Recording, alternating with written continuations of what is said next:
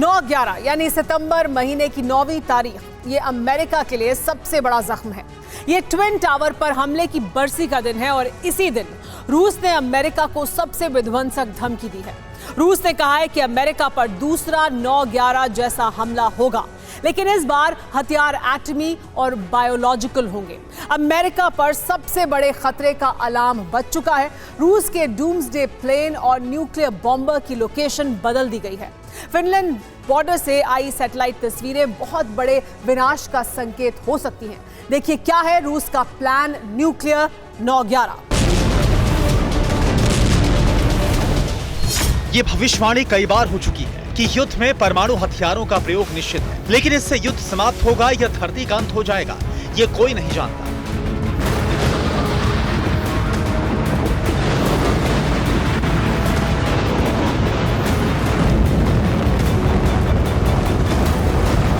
क्योंकि रूस ने अमेरिका को सबसे भीषण हमले की धमकी दे दी है।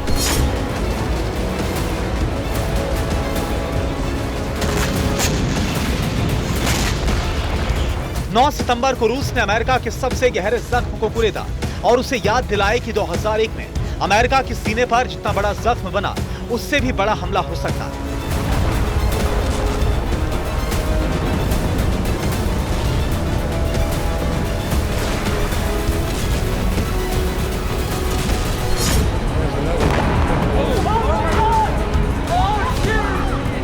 तो 2001 में अमेरिका पर सबसे बड़ा आतंकी हमला हुआ।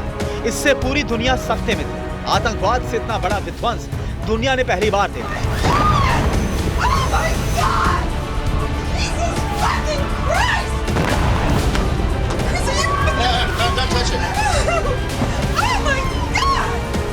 नौ सितंबर 2023 को ही 9/11 की बरसी के दिन रूस ने अमेरिका पर सबसे भीषण हमले की चेतावनी को जारी कर दिया।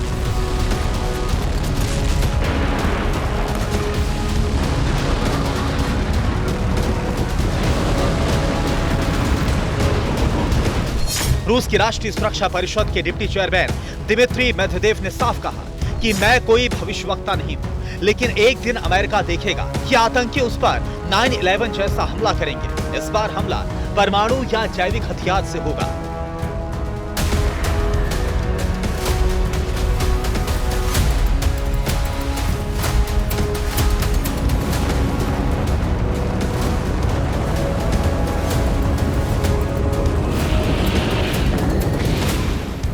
मेदवेदेव के बयान के बाद कई तरह के सवाल उठ रहे हैं। क्या रूस यूएस पर परमाणु हमले की तैयारी में है?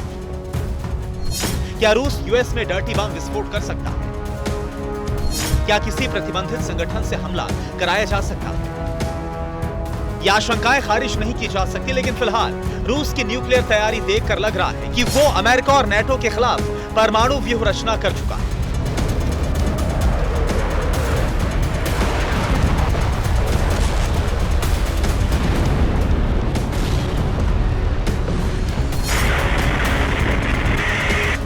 मॉस्को पर लगातार ड्रोन हमले हो रहे हैं और अब यूक्रेन के मददगारों से रूस प्रतिशोध लेने का प्लान बना चुका है।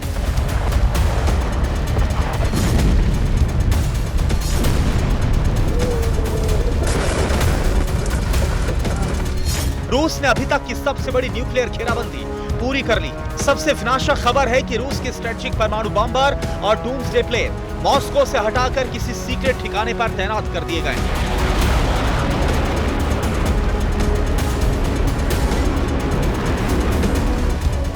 डूम्सडे प्लेन की जिम्मेदारी 8 स्पेशल पर्पस एविएशन डिवीजन के पास होती है। प्लेन का ठिकाना मॉस्को के नजदीक चक्लोवस्की एयरबेस होता है। मॉस्को पर ड्रोन हमलों के बाद प्लेन की लोकेशन बदल दी गई है।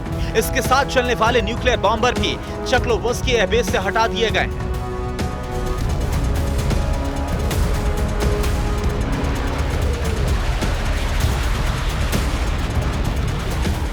रूस के डूम्सडे प्लेन को साल में एक आध बार ही चक्लोवस्की एयरबेस से हटाया जाता है, लेकिन इस बार बेस खाली करने के पीछे कोई बड़ा प्लान होने की आशंका जताई जा रही है। डूम्सडे प्लेन और उसके साथ चलने वाले विमानों का मतलब है रूस का सबसे विनाशक परमाणु बेड़ा।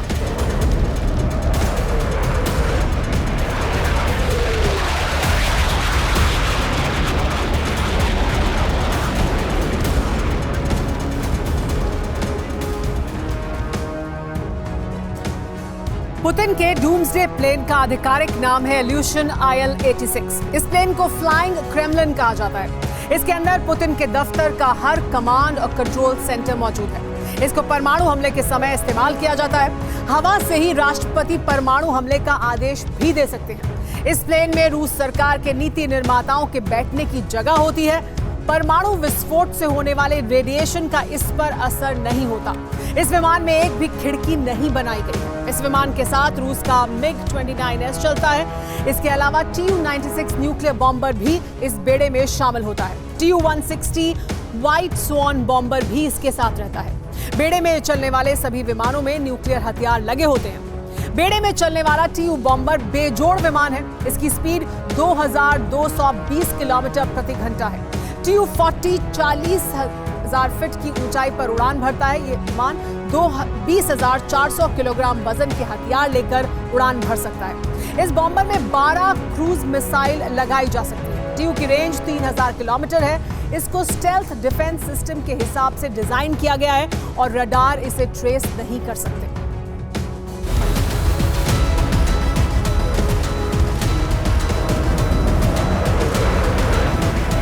एक तरफ आसमान में परमाणु व्यूह रचना और दूसरी तरफ नाटो के खिलाफ भी रूस ने बड़ी परमाणु तैयारी कर ली है।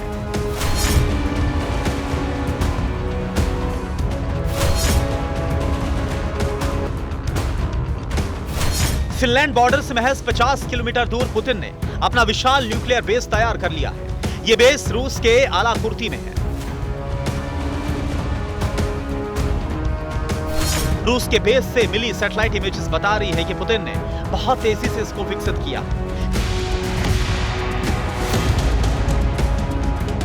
फिनलैंड बॉर्डर के पास 3 नई इमारतें बनाई गई हैं।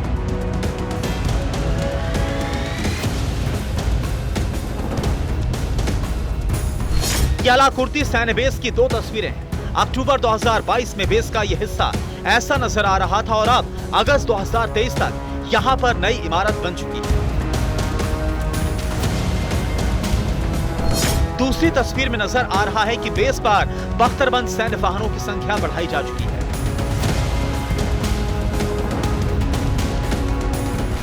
इस तस्वीर में 4 बड़े हॉल नजर आ रहे हैं जो बख्तरबंद वाहन खड़े करने के लिए तैयार किए गए हैं। एक हॉल में करीब 50 सैन्य वाहन आराम से खड़े हो सकते हैं। इन सैटेलाइट तस्वीरों में रूस के नए टैंकों की तैनाती साफ तौर पर दिखाई दे रही है। ये तस्वीरें फिनलैंड मीडिया की तरफ से जारी की गई।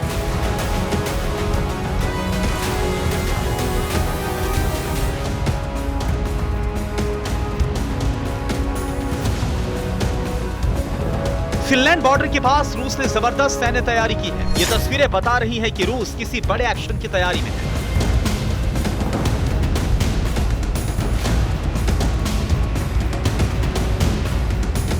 आलाकुर्ती बेस से रूस फिनलैंड पर हमला कर सकता है। यहां से बख्तरबंद वाहन, टैंक और आर्टिलरी फिनलैंड की सीमा में घुस सकते हैं और आलाकुर्ती बेस पर तैनात न्यूक्लियर मिसाइलें फिनलैंड पर बरसाई जा सकती हैं।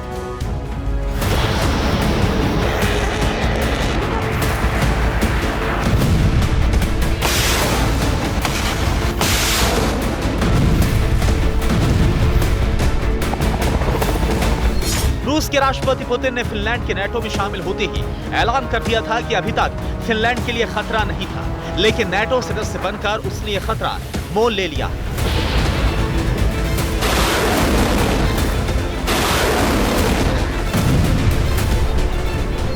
युद्ध के दौरान ही अमेरिका ने फिनलैंड को नाटो का सदस्य बनाया और रूस के खिलाफ हथियारों की तैनाती कर दी। आलाकुर्ती बेस पर रूस की हथियार तैनाती इसका जवाब माना जा रहा है, क्योंकि 1 साल के भीतर यूएस और नाटो ने भी रूस की सीमा के नजदीक फिनलैंड में बड़ी व्यूह रचना की है।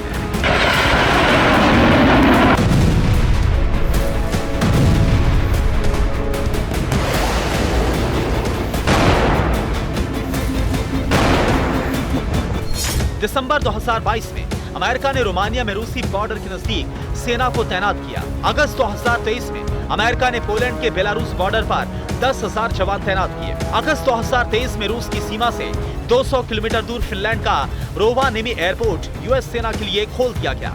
जुलाई 2023 में लिथुआनिया ने नाटो के स्थायी सैन्य ठिकाना बनाने का प्रस्ताव रखा। सितंबर 2023 में ब्रिटेन में परमाणु हमला करने वाले फाइटर जेट तैनात किए गए।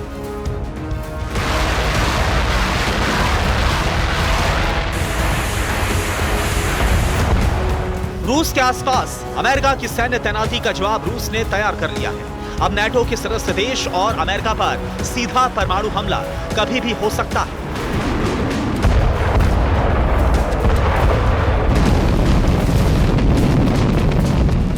Bureau report, TV9 Bharatvarsh.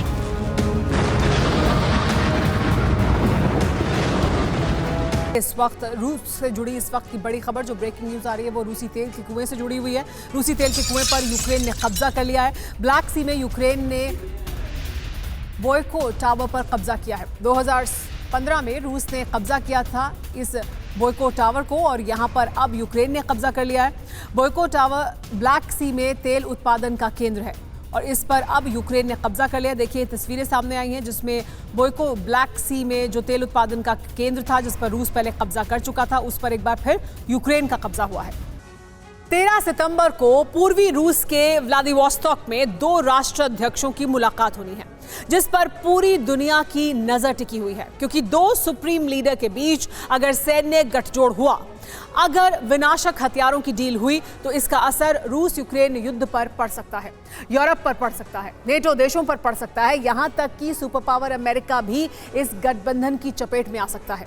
आखिर कैसे व्लादिवोस्तोक के मंच पर अमेरिका के 2 कट्टर विरोधी एक साथ कंधे से कंधा मिलाकर खड़े होंगे? आखिर कैसे किम और पुतिन का मंथन दुनिया पर एटमी ग्रहण लाएगा? देखिए इस रिपोर्ट में।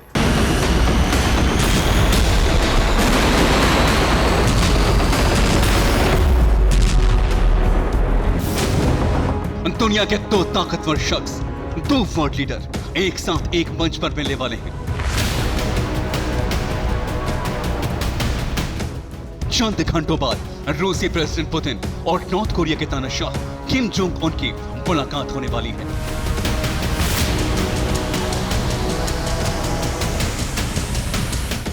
प्रेसिडेंट पुतिन जिनकी जंगी सनक ने यूक्रेन से यूरोप तक खलबली मचा दी है।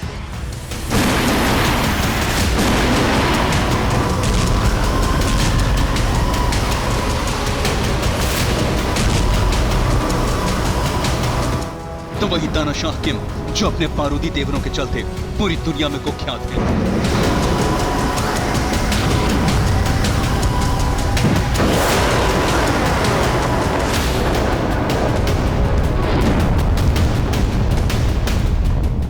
सुपर पावर अमेरिका तक किम के हथियारों से खौफ खाता है।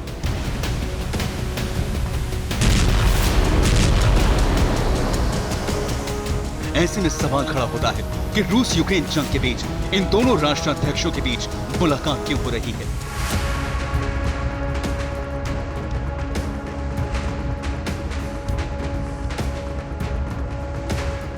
क्या जल्द ही बैटल ग्राउंड में पुतिन किम का गठबंधन उतरने वाला है या फिर अमेरिका समेत नेटो के तमाम देशों पर दबाव बनाने के लिए नॉर्थ कोरिया के सुप्रीम लीडर पुतिन से मिल रही है?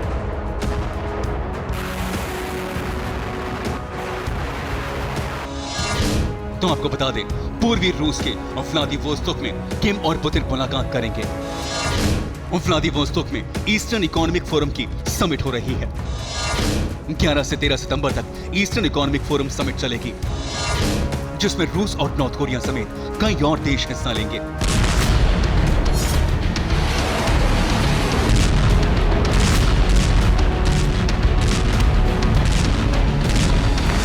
लेकिन इस समिट में सबसे अहम है उत्तर कोरिया के तानाशाह किम और पुतिन के बीच होने वाली 1-to-1 मीटिंग, जिस पर न सिर्फ यूक्रेन और यूरोप की नजर रहेगी बल्कि व्हाइट हाउस से लेकर पेंटागन तक 12 सितंबर को होने वाली हाई लेवल टॉक पर नजर रखेंगे, क्योंकि आशंका जताई जा रही है कि किम और पुतिन के इस गठबंधन का असर सीधे तौर पर रूस यूक्रेन जंग पर पड़ेगा।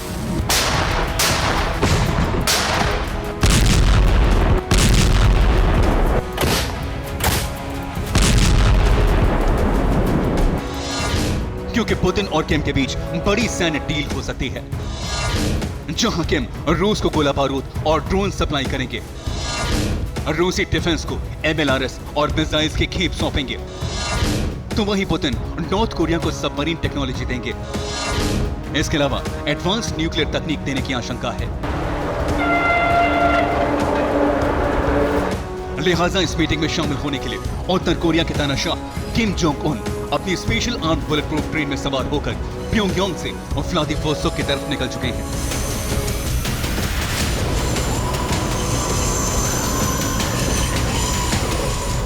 साल 2019 में भी किम जोंग रूस के दौरे पर गए थे, वो भी रूस के व्लादिवोस्तोक में, जहां रूसी प्रेसिडेंट पुतिन ने किम से मुलाकात की थी।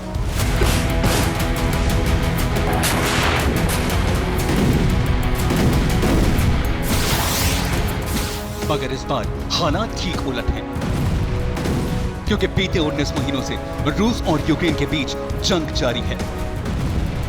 हालात विश्व युद्ध के मुहाने तक जा पहुंचे हैं। ऐसे में किम का रूस में जाना, पुतिन से मिलना, यूक्रेन यूरोप के साथ अमेरिका के लिए भी खतरे की घंटी है। आखिर कैसे, ये आपको बताएंगे, लेकिन उससे पहले बात तानाशाह किम जोंग की बख्तरबंद ट्रेन की। साल 2018 में किम इसी बख्तरबंद ट्रेन में सवार होकर बीजिंग पहुंचे थे और साल 2019 में व्लादिवोस्तोक भी गए थे। इस बार फिर किम अपनी स्पेशल ट्रेन से व्लादिवोस्तोक की तरफ बढ़ चुके हैं, जिसे लेकर दावा किया जाता है कि तानाशाह किम की सीक्रेट ट्रेन पूरी तरह से बुलेट प्रूफ है। हरे रंग की इस ट्रेन में करीब 20 हथियारबंद बोगियां हैं। ट्रेन में अत्याधुनिक कम्युनिकेशन सिस्टम भी लगाया गया है। इसके अलावा करीब 100 स्पेशल सिक्योरिटी कमांडो इस ट्रेन में हर समय तैनात रहते हैं। ट्रेन के भीतर कॉन्फ्रेंस रूम और सैटेलाइट फोन भी मौजूद है। ट्रेन की एक बोगी में तानाशाह किम का दफ्तर भी मौजूद है। किम की बख्तरबंद ट्रेन 37 मील प्रति घंटे की रफ्तार से चलती है। इस बख्तरबंद ट्रेन के जरिए मिसाइल अटैक भी किया जा सकता है। आपको बता दें, किम जोंग उन जब किसी यात्रा पर निकलते हैं तो उनके ट्रेन के साथ साथ 3 और ट्रेनें भी चलती हैं, जिसमें से पहली ट्रेन रेलवे लाइन को चेक करते हुए आगे बढ़ती है, दूसरी ट्रेन में सैकड़ों सुरक्षाकर्मी तैनात रहते हैं और तीसरी ट्रेन में नॉर्थ कोरिया के ऑफिशियल्स और डेलीगेट्स मौजूद रहते हैं। लेकिन तानाशाह किम जोंग जिस ट्रेन में सवार रहते हैं उसमें सिर्फ और सिर्फ उनके करीबी रहते हैं, जिनसे वो बातचीत करते हैं, फॉरवर्ड प्लानिंग करते हैं। अब सवाल यह है कि नॉर्थ कोरिया की राजधानी प्योंगयांग से पूर्वी रूस के शहर व्लादिवोस्तोक तक किम का ट्रेन का रूट क्या है? कैसे किम जोंग नॉर्थ कोरिया से गुजरते हुए बॉर्डर पार कर रूस में दाखिल होंगे? तो आपको बता दें, किम की ट्रेन के रूट को लेकर जो दावा किया जा रहा है उसके मुताबिक उत्तर कोरिया की राजधानी प्योंगयांग से व्लादिवोस्तोक की दूरी करीब 1180 किलोमीटर है और यहां तक पहुंचने में करीब 20 घंटे से ज्यादा का वक्त लगता है। ऐसे में किम की बख्तरबंद ट्रेन प्योंगयांग से निकलकर हैमहंग पहुंचेगी और इसके बाद टैनशून, हुआंगोक और चोंगजिन होते हुए नॉर्थ कोरिया के बॉर्डर के इलाके तुमांगांग तक पहुंचेगी और इसके बाद रूसी बॉर्डर पार करते हुए किम की स्पेशल ट्रेन रूस के पूर्वी शहर व्लादिवोस्तोक में दाखिल होगी।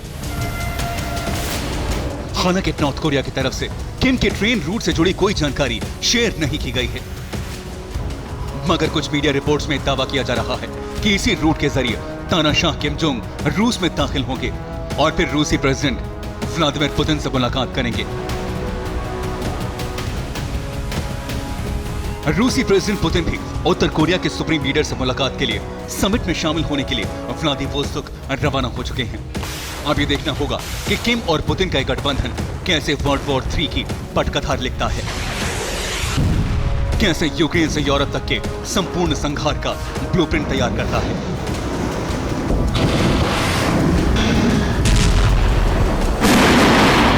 Bureau report, TV9 Bharatvarsh. इतनी बड़ी तैयारी कि रूस पल भर में कीव को राख कर सकता है, यूक्रेन के उन शहरों के नामो निशान मिटा सकता है जो अब तक एयर डिफेंस के कवच की वजह से बचे हुए हैं। रूस ने यूक्रेन को घेरकर इस्कंदर मिसाइलों का ऐसा चक्रव्यूह तैयार किया जो यूक्रेन में बड़ी तबाही ला सकता है। बर्फबारी से पहले पुतिन ज़ेलेंस्की को सरेंडर करने के लिए मजबूत करना चाहते हैं, तो दूसरी तरफ नेटो देशों के साथ ही यूक्रेन की कोशिश किसी तरह सर्द मौसम के आने तक युद्ध में टिके रहने की है। आपको दिखाते हैं कि महाविनाश की रफ्तार कितनी तेज हो चुकी है। जंग का ये दौर सिर्फ बदले और दुश्मन की तबाही का नहीं रहा।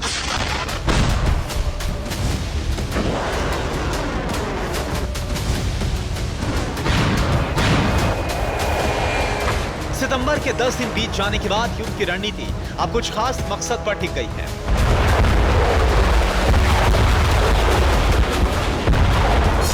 दोनों सेनाओं ने पूरा जोर लगा दिया है, तो उसकी वजह है सर्दियों के मौसम का करीब आना।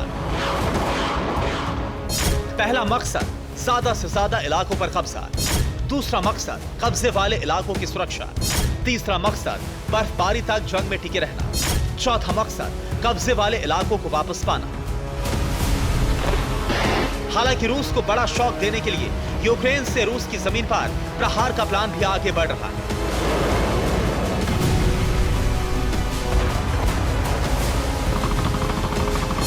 बेलगोरोड पर एक बार फिर से ड्रोन से हमले की कोशिश हुई। रूस के एयर डिफेंस ने ड्रोन को गिरा दिया। बेलगोरोड में 2 यूक्रेनी ड्रोन नष्ट किए गए। यूक्रेन एयरक्राफ्ट मॉडल वाले ड्रोन का इस्तेमाल किया गया।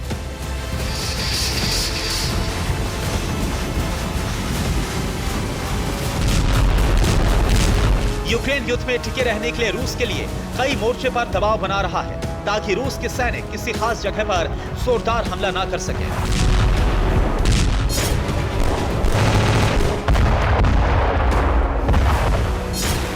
दूसरी तरफ रूस की सेना को जल्दी से जल्दी अहम इलाकों पर कब्जा करना है। यही वजह है कि 24 घंटे में ही रूस ने इतनी ताकत लगाई कि यूक्रेन के 6 शहरों में तबाही आ गई।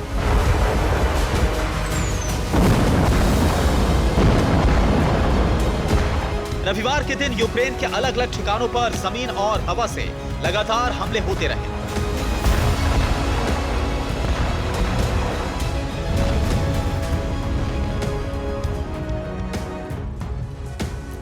पुतिन की जीत के लिए बेचैनी और ताबड़तोड़ प्रहार की रफ्तार का अंदाजा इसी बात से होता है कि रूस ने एक दिन में यूक्रेन पर 87 बार हवाई हमला किया। रूस की तरफ से 5 मिसाइलें दागी गईं। यूक्रेन के अलग अलग शहरों को दहलाने के लिए 32 ड्रोन से हमला किया गया। 30 बार दोनों सेनाओं की मुठभेड़ भी हुई। यूक्रेन के शहरों को खंडहर बनाने के लिए 44 बार MLRS से हमला किया गया। रूस ने यूक्रेन के 6 शहरों को टारगेट किया। सुमी पर रूस का प्रहार जारी है। खार्किव, लोहांस्क, डोनेस्क, ज़ैपोरिज़िया, खेरसोन पर ताबड़तोड़ प्रहार किया गया है। इसके अलावा स्नेक आइलैंड पर भी हमला किया गया। हालांकि डोनेस्क में यूक्रेन का प्रहार जारी है। एक ही दिन में 70 बार गोलाबारी की गई है। यूक्रेन ने 24 घंटे में 244 शेल का इस्तेमाल किया है। यूक्रेन के हमले से 17 इमारतों को नुकसान पहुंचा है। 4 रिहायशी बिल्डिंग भी पूरी तरह से बर्बाद हो गई हैं।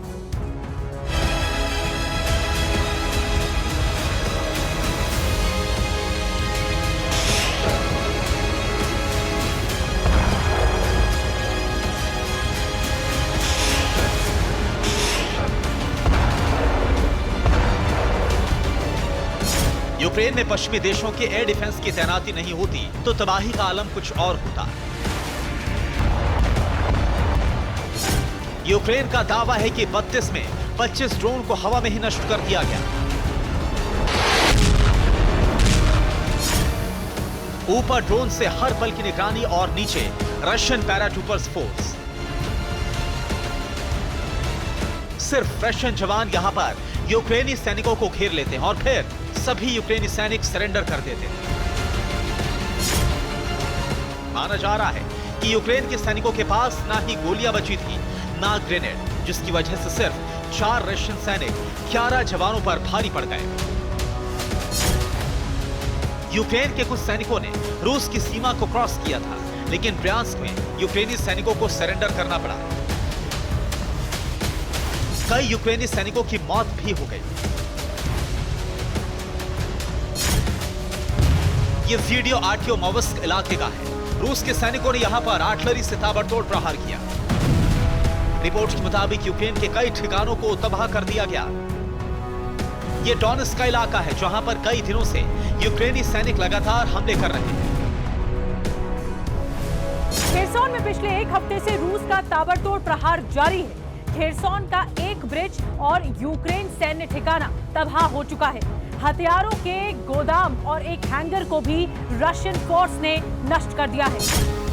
आपको यूक्रेन का मौजूदा हाल दिखाएं, उससे पहले एक और बड़ी खबर जान लीजिए, जिससे आपको अंदाजा होगा कि रूस की भविष्य की क्या प्लानिंग है।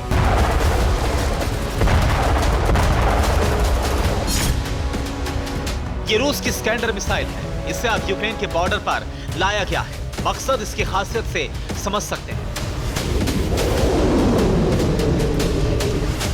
इस्कैंडर शॉर्ट रेंज की बैलिस्टिक मिसाइलें हैं। इस्कैंडर की रेंज 500 किलोमीटर तक है। ये मैक 5.9 की स्पीड से उड़ान भर सकती है। 700 किलोग्राम तक न्यूक्लियर वॉरहेड ले जा सकती है। बंकर बस्टिंग के लिए इस्कैंडर सबसे सटीक है। यानी साफ है कि रूस का अगला मिशन कीव को दहराना हो सकता है।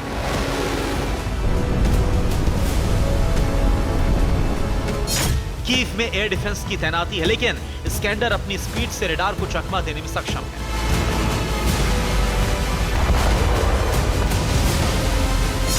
खास बात यह भी है कि यह मिसाइल जमीन के नीचे मौजूद मजबूत बंकर को भी भेज सकती है। अंदाजा लगाया जा रहा है कि अब रूस कीव के तमाम सरकारी इमारतों को निशाना बनाएगा और ज़ेलेंस्की जिन बंकरों में जा सकते हैं वहां भी हमला किया जा सकता है। यूक्रेन बॉर्डर पर 46 इस्कैंडर मिसाइल लॉन्चर तैनात किए गए हैं। रूस ने इस्कैंडर मिसाइल हमले का वीडियो जारी किया है। क्रीवी रही पर इस्कैंडर मिसाइल से हमला किया गया था। उम्मीद तो यही है कि अब रूस यूक्रेन पर मिसाइलों की बरसात करने वाला है।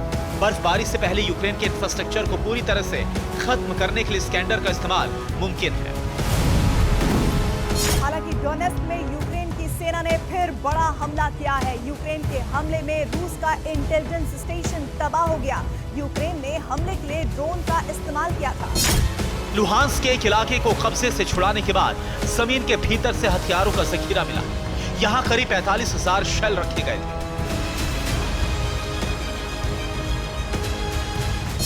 यूक्रेन भी अब घातक ड्रोन से हमले के मामले में रूस से पीछे नहीं है। देखिए कैसे यूक्रेनी ड्रोन ने पीछा करके एक रशियन गाड़ी को उड़ा दिया। डोनेस्क में यूक्रेनी आर्मी ने रूस के T-80 टैंक को नष्ट कर दिया। यूक्रेन का यह हमला भी ड्रोन की मदद से ही कामयाब हो सका। यूक्रेन के ड्रोन लगातार रशियन टैंक का पीछा कर रहे हैं।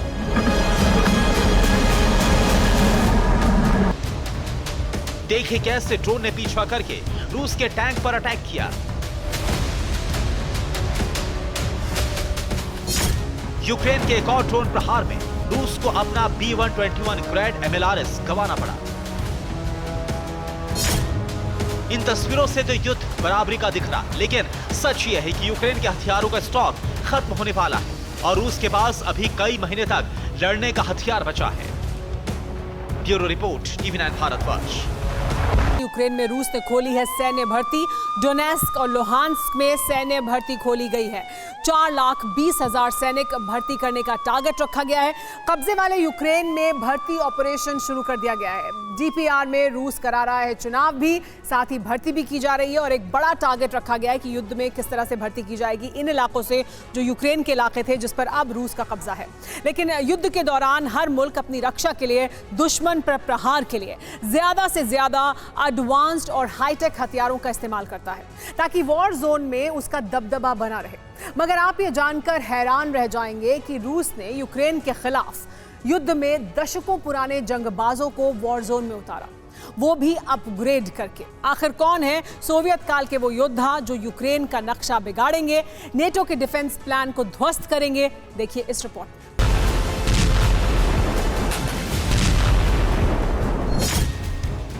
रूस यूक्रेन जंग के बीच रूसी डिफेंस ने अपने जंगी खाने से बैटल ग्राउंड के सबसे खूंखार शिकारी की खेप को एडवांस और हाईटेक बनाकर वॉर जोन में उतारने की तैयारी कर ली है।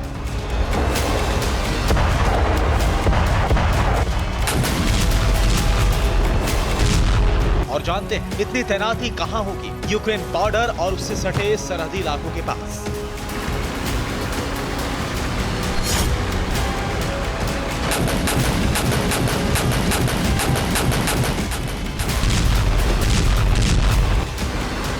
मीडिया रिपोर्ट्स की माने तो रूसी डिफेंस अपने T-80 टैंक को पहले ज्यादा घातक और विध्वंसक बनाने की तैयारी कर रहा है और इसके लिए रूसी डिफेंस T-80 टैंक को एडवांस वेपन से तो लैस करेगा ही, इसके साथ T-80 टैंक की रफ्तार को बढ़ाएगा ताकि वॉर जोन का ये जंगबाज दुश्मन पर तेज रफ्तार से प्रहार करे।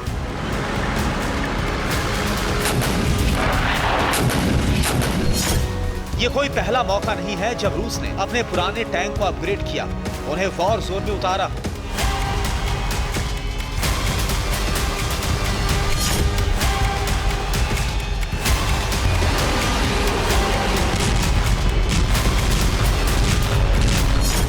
इसके पहले रूस ने सोवियत काल के टैंक T-54 और T-55 को भी वॉर जोन में झोंका है, जिसे यूएसएसआर ने तैयार किया था।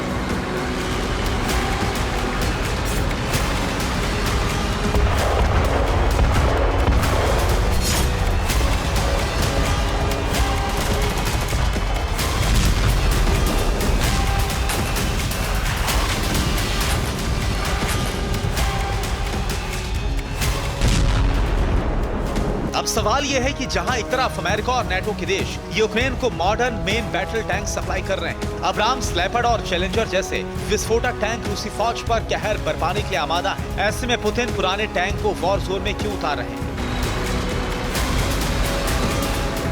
क्या रूस के मॉडर्न एडवांस टैंक तबाह हो चुके हैं?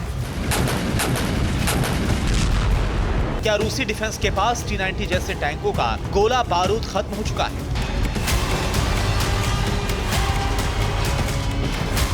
हालांकि रूसी डिफेंस ने भी T-90 जैसे मेन बैटल टैंक को अब्राम्स, चैलेंजर और लेपर्ड 2 टैंक के खिलाफ इस्तेमाल करने का ऐलान किया है। लेकिन जैसे ही रूस के एडवांस टैंक बैटलफील्ड में पहुंचे, रूसी कब्जे वाले इलाके पर यूक्रेन फिर से चढ़ाई कर सकता है। लिहाजा पुतिन ने सोवियत एरा के विध्वंसक लड़ाकों को वॉर जोन में झोंक दिया है। पुतिन का ये फैसला इसलिए भी सॉलिड है क्योंकि भले ही यूक्रेन और बाकी मुल्क सोवियत एरा के इन टैंकों को कमजोर समझ रहे हैं, घिसा पिटा या फिर कबाड़ समझ रहे हैं, लेकिन हकीकत इससे ठीक उलट है। क्योंकि भले ही रूसी डिफेंस ने इन टैंक्स को 50 के दशक में बनाया हो, लेकिन ताकत के मामले में ये मौजूदा दौर के टैंक से कतई कम नहीं है। आखिर कैसे, ये भी जान लीजिए। सोवियत एरा के दोनों लड़ाके मेन बैटल टैंक हैं। इन दोनों की रफ्तार 51 किलोमीटर प्रति घंटे तक की है। इन विध्वंसकों का वजन करीब 38 मीट्रिक टन है। इसमें 100 mm की रिफिल्ड गन लगी होती है, जो करीब 43 राउंड शेल्स हर मिनट दागती है। इसमें 7.62 mm की मशीन गन भी लगी होती है। मतलब ये कि पुतिन ने सोवियत एरा के मेन बैटल टैंक को वॉर जोन में उतारकर सीधे तौर पर बड़ा दांव चला है, ताकि दुश्मन मुल्क इन टैंकों को कमजोर आंकने की जरूरत करे और ये विध्वंसक बैटल ग्राउंड में अपने बारूदी ट्रेलर से उमराम मचा दें।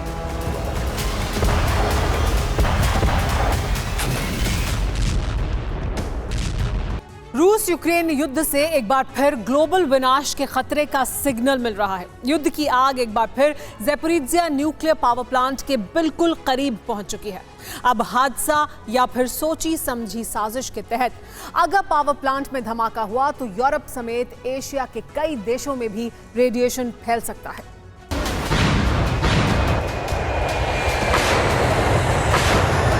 परमाणु कचरे के भंडार से सिर्फ 500 मीटर दूर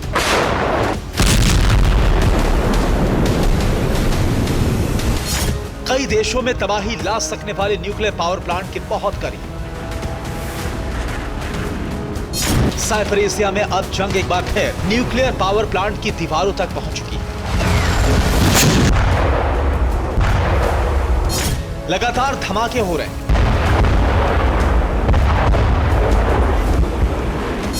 दोनों देशों की सेना जंग में मशगूल है,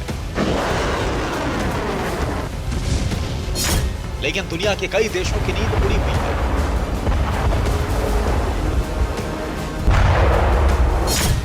यूक्रेन की आर्मी ज़ैपोरिज़िया में अब कामाकाजी टैंक का इस्तेमाल कर रही है। आत्मघाती टैंक का इस्तेमाल माइंस के लिए किया जा रहा है। टैंकों की वजह से बारूदी सुरंग में धमाका हो जाता। धमाके के बाद यूक्रेन के सैनिक उस रास्ते से आगे बढ़ते।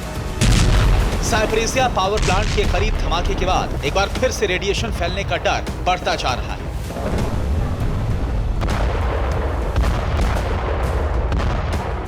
खतरा फिलहाल यूक्रेन तक ही सीमित नहीं है, इसलिए नेटो समेत IAEA की भी ज़ैपोरिज़िया पर नजर है। क्योंकि अगर ज़ैपोरिज़िया में विस्फोट का चेन रिएक्शन शुरू हुआ तो इसका जहर कहां तक पहुंचेगा, ये कोई नहीं जानता।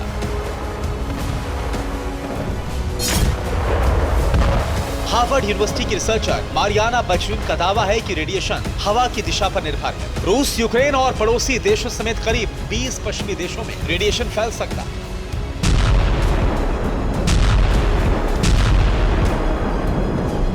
ज़ैपोरिज़िया प्लांट में मौजूद न्यूक्लियर बारूद में अगर धमाका होता है तो वहां पर इतना परमाणु ईंधन मौजूद है जिससे 5 किलोमीटर का इलाका तो आग के शोले में दफन हो जाएगा। अगले 50 किलोमीटर के इलाके में पारा इतना बढ़ जाएगा कि हजारों लोग झुलसने से मारे जाएंगे।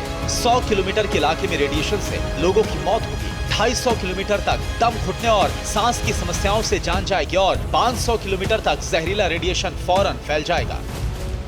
न्यूक्लियर पावर प्लांट में धमाके से तबाही सिर्फ यूक्रेन तक ही सीमित नहीं रहेगी। ज़ापोरिज़िया से शुरू होने वाला रेडिएशन किसी बड़े परमाणु हथियार के इस्तेमाल से भी विनाशक साबित हो सकता है।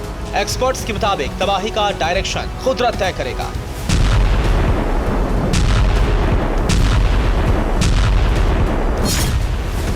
अब तक के अनुमान के मुताबिक अगर हवा का रुख पश्चिमी रहा तो पूरा यूरोप तबाह हो जाएगा, लेकिन हवा का रुख अगर पूर्वी हुआ तो फिर रूस समेत एशिया के कई देश भी इस महाविनाशक रेडिएशन की चपेट में होंगे।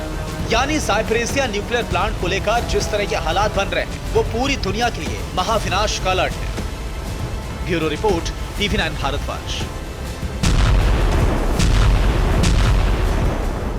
चीन के राष्ट्रपति शी जिनपिंग G20 महासम्मेलन से गायब रहे तो दुनिया में खबर बनी, लेकिन ताजा खबर यह है कि चीन के रक्षा मंत्री ही देश से गायब हो चुके हैं।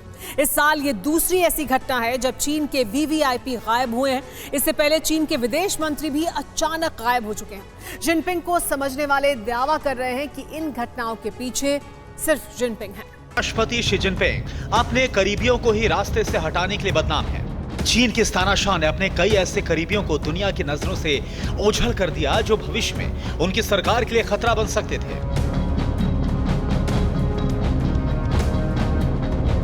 गायब होने वालों में नया नाम है चीन के रक्षा मंत्री। ये है चीन के रक्षा मंत्री ली शैंगफू, लेकिन अचानक से गायब हो चुके हैं। ये जिनपिंग की कैबिनेट के VVIP सदस्य हैं, लेकिन फिलहाल इनका अता पता नहीं है। अगस्त में ही शैंगफू ने बेलारूस का 6 दिन का दौरा किया था। उन्होंने राष्ट्रपति लुकाशेंको से मुलाकात की थी।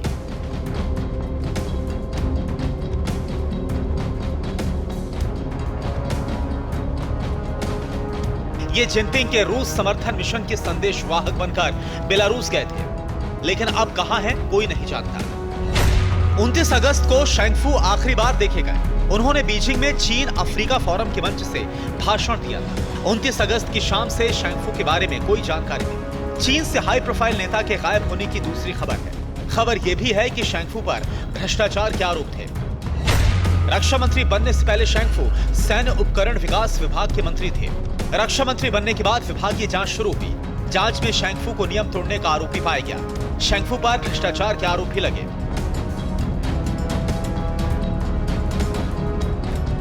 माना जा रहा है कि चीन के रक्षा मंत्री को खास मकसद से गायब कराया गया है। ये जेनिफर चेंग है जो चीन की नागरिक रही है और आजकल इंटरनेशनल प्रेस एसोसिएशन के सदस्य हैं और चीन की अंदरूनी खबरें दुनिया के सामने लाती हैं। इन्होंने पहले ही कहा था कि जिनपिंग शैंगफू को गायब करा सकते हैं। मतलब ये कि जिनपिंग अपनी कैबिनेट के उन नेताओं को भ्रष्टाचार के आरोपों में फंसाकर गायब कर रहे हैं जो भविष्य में खतरा बन सकते हैं। रक्षा मंत्री से पहले चीन के विदेश मंत्री किन गैंग भी गायब हो चुके हैं। उन पर भी राष्ट्रीय सुरक्षा को खतरे में डालने जैसे आरोप लगे थे। Bureau report, TV9 Bharatvarsh. अफ्रीकी देश मोरक्को में आए भूकंप से पूरी दुनिया हिल उठी है। मोरक्को में मौत का आंकड़ा 2500 तक पहुंच गया है। मौत का यह आंकड़ा बढ़ता ही जा रहा है। मोरक्को में भूकंप के बाद अभी भी हजारों लोगों का पता नहीं लग पाया है। दुनिया भर से मोरक्को के लिए मदद की अपील भी की जा रही है।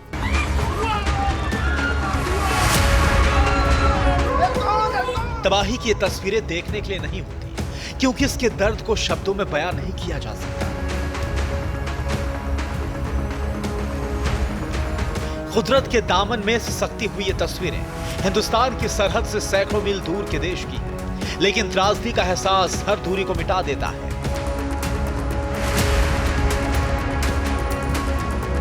दर्द का असहनीय मंजर पराये मुल्क पर आई आपदा से किसी भी देश के दिल को कपा देता है।